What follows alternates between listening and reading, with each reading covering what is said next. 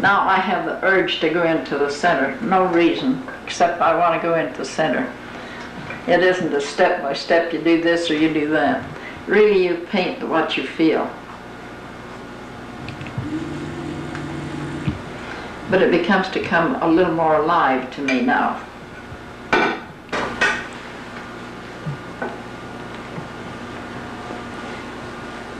I always use the darkest color that the flower is going to be, or the leaves are going to be, to roughly sketch in on my second flower. Maybe you would, sometimes I don't even do that, but if you feel like you want to sketch them in so you can see them, because really if you can see where you put your first fire on, but sometimes you want to change the petals a little or something.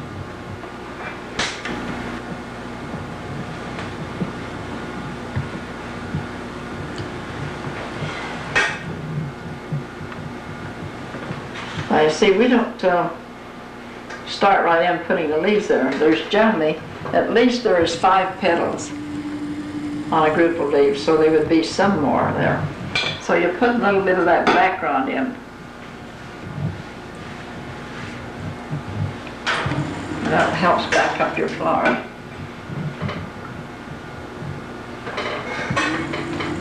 And now we can start in and do this. I'm going to put a little speck of yellow brown now, because you see I have yellow brown in here. I'm going to use a little of that in order to gray these leaves down a little.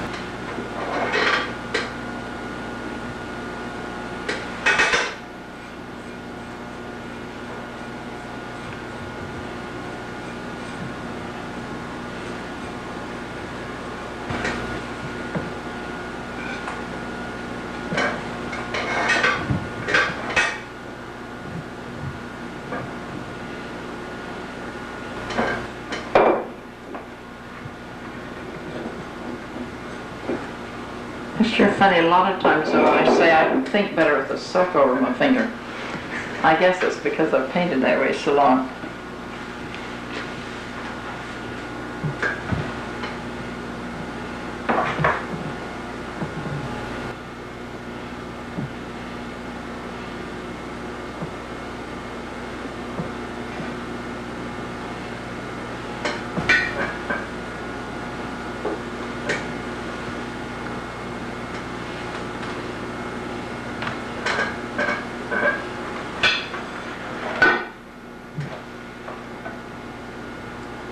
When you once learn to handle your brush, no matter what size it is, you can do all kinds of things with the same brush.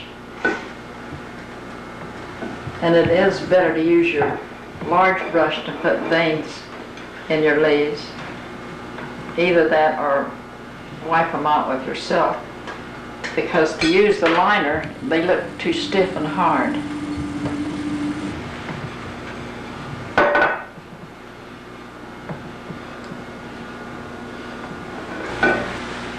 Now I turn around and I look, and I want to make sure that my petals are right up at the top of the rose.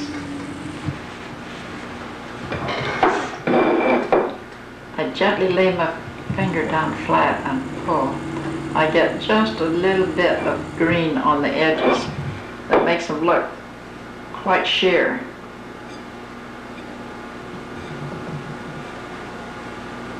And sometimes there's a little edge of one that's sticking up, so you just make another little line.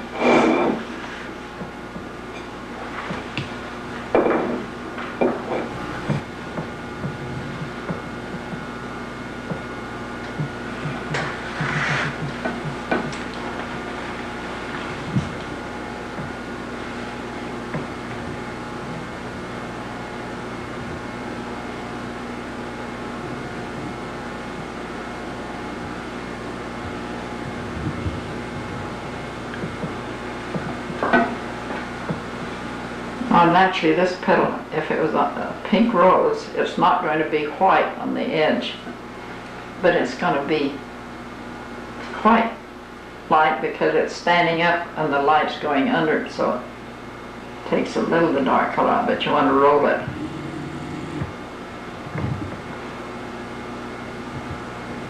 And with a curved stroke, you make the petal look rolled.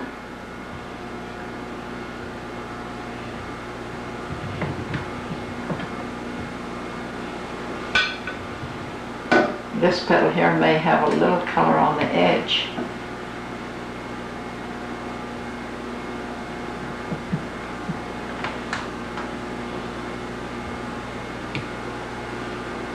And where this one split, this is where it was rolled from this edge, it rolled underneath there, and it split. It would have a little more color.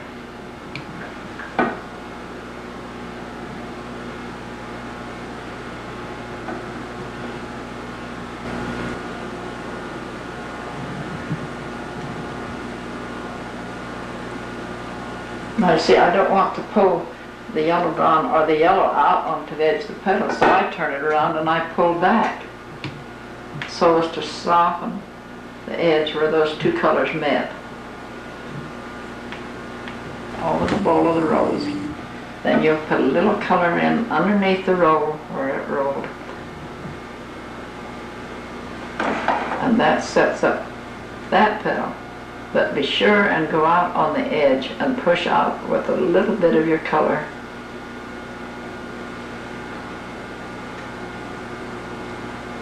And roll that in over the other petal.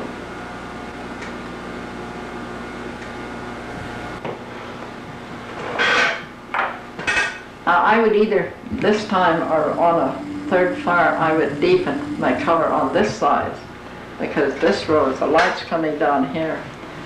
And this is a rounded object sitting out there. This would be deeper than it would over here. I think I can even pull some of it out right now.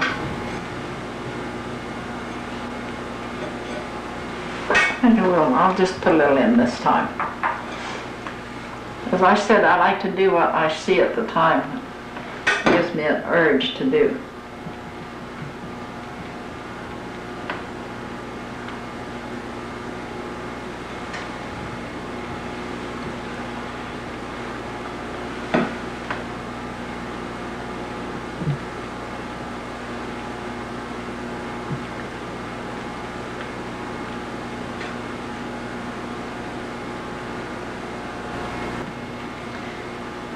When I first started learning to do a rose, to paint one, I went just step by step. And when I learned to do that one step so it looked like a rose, then I graduated up to trying another step. Because you really, it's puzzling when you first start painting to think of all those petals you see in a rose. And you think, how am I going to paint all of those in there? But you don't put all of them in, but you put the main ones that gives you the form you want. And that's why when I first started to painting a rose, I made the poor rose suffer, because when I had too many petals, I pulled some of them out until I got the form of the rose and felt brave enough to put some of them in. If you do a third fire, it's generally to add color to the heart of your rose and onto the side that's in the shadow. And maybe just a little touch on the background to bring it up.